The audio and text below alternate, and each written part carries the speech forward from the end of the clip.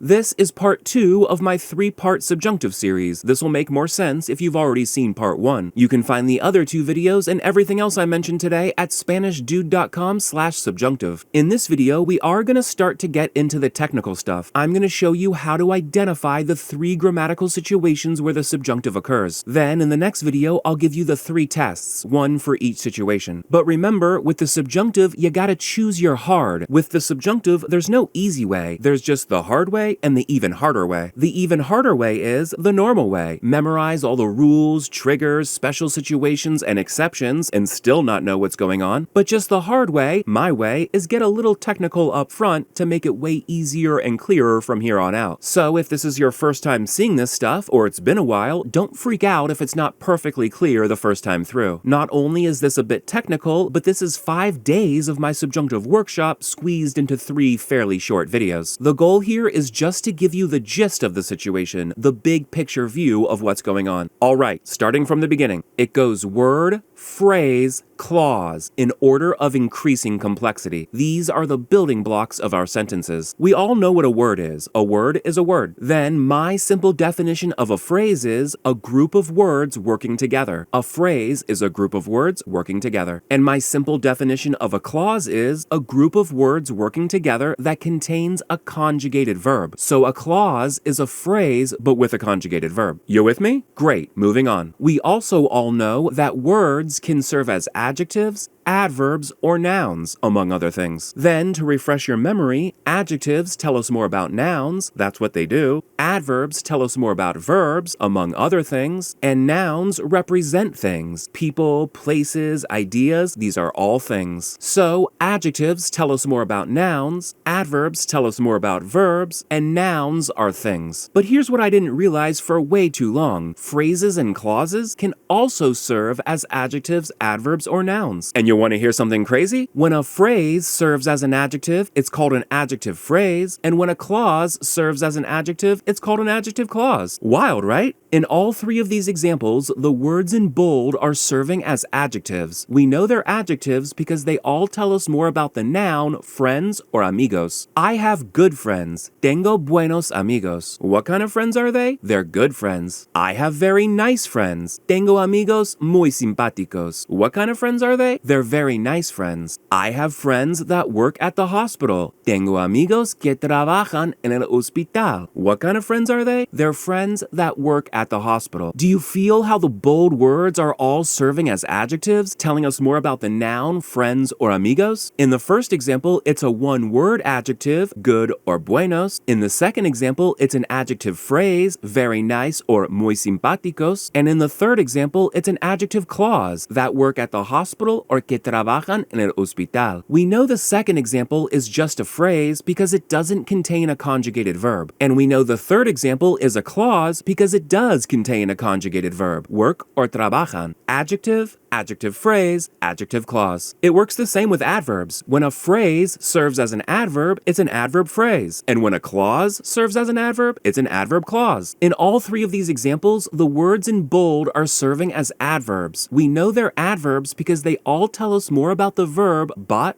or compró. They tell us when the buying happened. Adverbs often tell us when a verb happens. Kimmy bought the gift yesterday. Kimmy compró el regalo ayer. When did the buying happen? It happened yesterday or ayer. Kimmy bought the gift early in the day. Kimmy compró el regalo temprano en el día. When did the buying happen? It happened early in the day or temprano en el día. Kimmy bought the gift when Jimmy arrived. Kimmy compró el regalo cuando Jimmy llegó. When did the buying happen? It happened when Jimmy arrived or cuando Jimmy llegó. Do you feel how the bold words are all serving as adverbs, telling us more about the verb bought or compró? All the bold words tell us when the buying happened. In the first example, it's a one-word adverb, yesterday or ayer. In the second example, it's an adverb phrase, early in the day or temprano en el día. And in the third example, it's an adverb clause, when when Jimmy arrived or cuando Jimmy llegó. We know the second example is just a phrase because it doesn't contain a conjugated verb. And we know the third example is a clause because it does contain a conjugated verb. Arrived or llegó. Adverb, adverb phrase, adverb clause. And nouns work like that too. When a phrase serves as a noun, it's a noun phrase. And when a clause serves as a noun, it's a noun clause. In all three of these examples, the words in bold are serving as nouns. We know they're nouns because they represent a thing. They all tell us what Jimmy knows. Jimmy knows everything. Jimmy sabe todo. What does Jimmy know? He knows everything, or todo. Jimmy knows the whole truth. Jimmy sabe toda la verdad. What does Jimmy know? He knows the whole truth, or toda la verdad. Jimmy knows that Kimmy went to Argentina. Jimmy sabe que Kimmy fue a Argentina. What does Jimmy know? He knows that Kimmy went to Argentina, or que Kimmy fue a Argentina. Do you feel how the bold words are all serving as nouns? They all tell us what Jimmy knows. They tell us the thing Jimmy knows. In the first example, it's a one-word noun, everything or todo. In the second example, it's a noun phrase, the whole truth or toda la verdad. And in the third example, it's a noun clause, that Kimmy went to Argentina or que Kimmy fue a Argentina. We know the second example is just a phrase because it doesn't contain a conjugated verb. And we know the third example is a clause because it does contain a conjugated verb, went or fue. Noun, noun phrase, noun clause. So there are adjective clauses, adverb clauses, and noun clauses, which are all considered dependent clauses. Dependent clauses are also known as subordinate clauses or relative clauses. A subordinate clause and relative clause are dependent clauses. And we care about dependent clauses because the subjunctive occurs in dependent clauses. These are the three grammatical situations where the subjunctive occurs, inside of adjective clauses, adverb clauses, and noun clauses, the three types of dependent clauses. That's the first three buckets in my four-bucket system. Bucket 1 is adjective clauses, bucket 2 is adverb clauses, and bucket 3 is noun clauses. There are some exceptions, bucket 4, but I cover those exceptions in 15 minutes on the last day of my 5-day subjunctive workshop. If there were a lot of exceptions, this wouldn't be a system. Almost always, the subjunctive occurs in adjective clauses, adverb clauses, or noun clauses. So there are two steps to the four-bucket system. Step 1, figure out which bucket an example goes in, figure out which type of dependent clause you're dealing with. Then step 2, apply the appropriate test to decide whether to use the subjunctive or not. Now, one of the most common questions I get is, why do we need to do all this? Why do we need to identify the type of dependent clause, then apply the correct test? The answer is, if we treat every dependent clause the same, we'll often get the wrong answer. Emotion? That's a clue to use the subjunctive in noun clauses, but not in adjective clauses or in adverb clauses. I showed you examples of this in the previous video. In the next video, I'm going to give you the three tests, one for each type of dependent clause, and you'll see how we treat adjective clauses is totally different from how we treat adverb clauses, which is totally different from how we treat noun clauses. If we apply the wrong test, we'll often get the wrong answer. So we've got to identify a dependent clause, then the type of dependent clause, adjective clause, adverb clause, or noun clause. To help you identify dependent clauses, look for these three defining features of a dependent clause. Defining feature number 1, it contains a conjugated verb, as all clauses do. Defining feature number 2, it starts with a connector word or connector phrase. More on that in a second. And defining feature number 3, it depends on the main clause, thus the name dependent clause. A dependent clause has a conjugated verb, starts with a connector word or connector phrase, and depends on the main clause. Then I define a main clause as a clause that isn't a dependent clause. Simple enough, right? A main clause is a clause that isn't a dependent clause. Main clauses are also called independent clauses, but I don't like that term because it's not accurate. Main clauses aren't always independent. They can't always stand on their own. Now that you know all that, let's look at our three dependent clause examples from before. The dependent clauses are underlined. This is that same adjective clause example, then the same adverb clause example, then the same noun clause example. And as you can see, each dependent clause contains the three defining features. The conjugated verb in the first example is work or trabajan. In the second, it's arrived or llegó. And in the third, it's went or fue. The connector word in the first example is that or que. In the second, it's when or cuando. And in the third, it's that or que. And all three dependent clauses depend on their main clause. They can't stand on their own. That work at the hospital doesn't make sense on its own. When Jimmy arrived doesn't make sense on its own.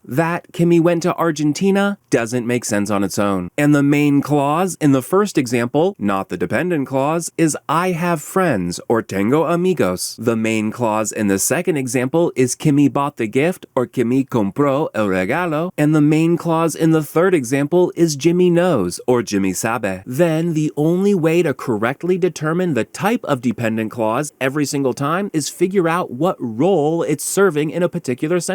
Our first example is an adjective clause because it tells us more about the noun friends or amigos. Our second example is an adverb clause because it tells us more about the verb bought or compró. Our third example is a noun clause because it tells us what Jimmy knows. It tells us the thing Jimmy knows. If you have trouble picking out adjective, adverb, and noun clauses, I do have a trick to help you, but we don't have time for it in this video. I've posted it though at SpanishDude.com/subjunctive along with everything else I mentioned today. Last thing, connector words. Obviously, they're not really called connector words, but the names of the connector words are complicated, change from clause to clause, and don't help us one bit. I see no value spending even 1 second trying to memorize the names or identify them beyond connector words or connector phrases. Conjunction, relative pronoun, who cares? That doesn't help us. And the connector word doesn't necessarily tell us the type of dependent clause we're dealing with. We've already seen an adjective clause and a noun clause with the connector word that or que. Tengo amigos que trabajan en el hospital. Adjective clause. Jimmy sabe que Kimmy fue a Argentina. Noun clause. They both have the connector word that or que, but they're different types of dependent clauses. The connector word doesn't necessarily tell us the type of dependent clause we're dealing with. And congratulations, you're done with the jargon. Not so bad, right? Once you see this enough, once you practice this a bit, it'll start to click. It'll feel normal. It'll become second nature. What's cool is this stuff will help you way beyond the subjunctive. Ever wonder about de versus de que? The answer is in this video. Now don't forget, over at SpanishDude.com/subjunctive,